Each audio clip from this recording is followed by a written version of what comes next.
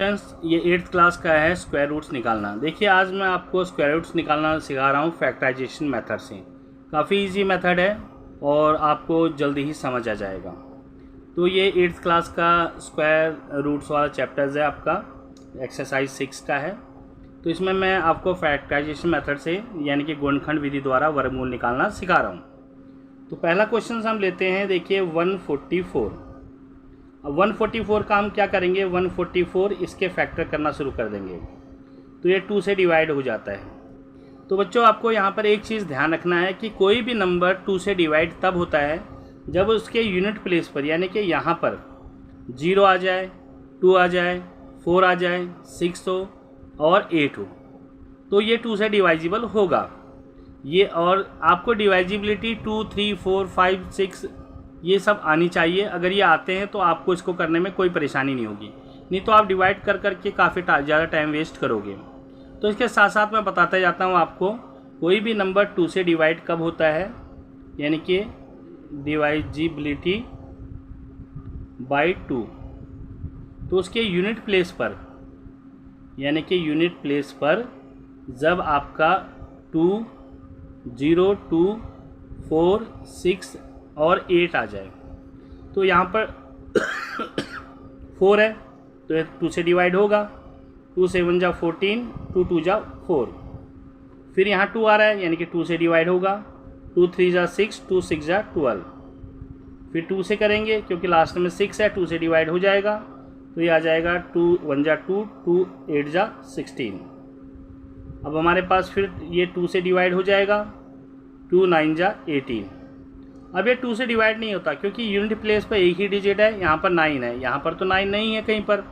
तो आप क्या करेंगे, 3 से डिवाइड करेंगे, 3 3 जा 9 और 3 1 जा 3। तो इस क्वेश्चन में देखिए हमारा 144 है, इसका हमें स्क्वायर रूट निकालना है। तो यहाँ पर देखिए पेयर कितने बने, एक 2 का पेयर बना, एक 2 का पेयर बना और एक 3 का पेयर बना। तो 2 की पावर 2, 3 की पावर 2 2 की पावर 2 और 3 की पावर 2। जो ये पेयर होते हैं इनकी पावर 2 होती है, इन पावरों से ये रूट कैंसिल हो जाता है। तो आ गया 2 × 2 × 3, तो ये 3 2 जा 6, 6 2 जा 12 आपका आंसर आ गया। तो ये काफ़ी सिंपल मेथड है, इसी तरह आप सारे क्वेश्चंस को कर सकते हैं। तो ये डिवाइजिबिलिटी बाय 2 मैं आपको बताई है, क्योंकि जब तक आपको डिवाइजिबिलिटी नहीं आएगी आप कुछ नहीं कर सकते। अब जैसे हम लोग डिवाइजिबिलिटी 3 से करते हैं, डिवाइजिबिलिटी बाय 3, तो यहाँ पर हम क्या करते हैं, सम ऑफ द डिजिट्स निकाल लेते हैं। सम ऑफ द डिजिट्स, अगर सम ऑफ द डिजिट्स 3 से डिवाइड हो जाता है तो वो पूरा नंबर पूरा का पूरा डिवाइड हो जाएगा। जैसे मान लीजिए 1 2 3, अब ये 1 प्लस में 2 प्लस में 3 आपका 6 आ गया, और 6 जो है वो 3 से डिवाइजिबल है, तो यानी कि पूरा का पूरा नंबर जो है वो 3 से डिवाइजिबल होगा। तो ये मैंने आपको पहले 2 की बता दी है, 3 की बता दी है। 4 के लिए क्या करते हैं हम लोग, 4 की डिवाइजिबिलिटी के लिए डिवाइजिबिलिटी बाय 4 में क्या करते हैं, जैसे 3 4 8, तो लास्ट के 2 डिजिट्स हैं, अगर वो 4 से डिवाइड हो जाते हैं तो वो नंबर 4 से डिवाइड हो जाएगा। अब जैसे 48 है, ये आपका 4 से डिवाइड होगा, 4 1 जा 4 और 8 आ गया, 4 2 जा 8, ये डिवाइड हो रहा है, तो कंप्लीट नंबर भी आपका 4 से डिवाइड हो जाएगा। तो इसी तरह आगे क्वेश्चंस में मैं आपको करवा रहा हूँ, तो जो भी डिवाइजिबिलिटी आएगी मैं आपको बता दूंगा। चलो एक क्वेश्चंस और ट्राई करके और लेते हैं हम लोग, जैसे 4 4 1। अब इसका स्क्वायर रूट निकालना है। देखिए इसमें लास्ट में 0 2 4 6 8 नहीं है, ये तो 2 से डिवाइड होगा नहीं। अब सम ऑफ द डिजिट्स करते हैं, 4 4 8 और ये 1 9, यानी कि ये 9 आ गया, 3 से डिवाइजिबल है, तो ये नंबर 3 से डिवाइजिबल होगा। तो 3 से ट्राई करते हैं, 3 1 जा 3 और 3 4 जा 12 और 3 7 जा 21। अब देखिए यहाँ पर ये 7 आ गया, 2 से डिवाइड नहीं होगा, तो 7 और 4 11 और 1 12, 12 जो है वो 3 से डिवाइजिबल है, तो फिर 3 से हम डिवाइड करके देखते हैं इसे। 3 4 जा 12 और 3 9 जा 27। अब यहाँ पर क्या होगा कि ये 9 और 4 13, ये 3 से भी डिवाइजिबल नहीं है, और लास्ट में 9 है तो ये 2 से डिवाइजिबल नहीं है।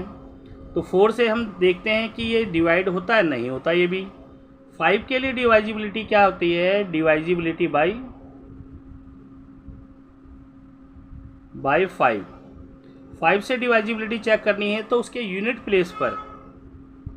प्लेस पर जो है वो 0 या 5 आना चाहिए।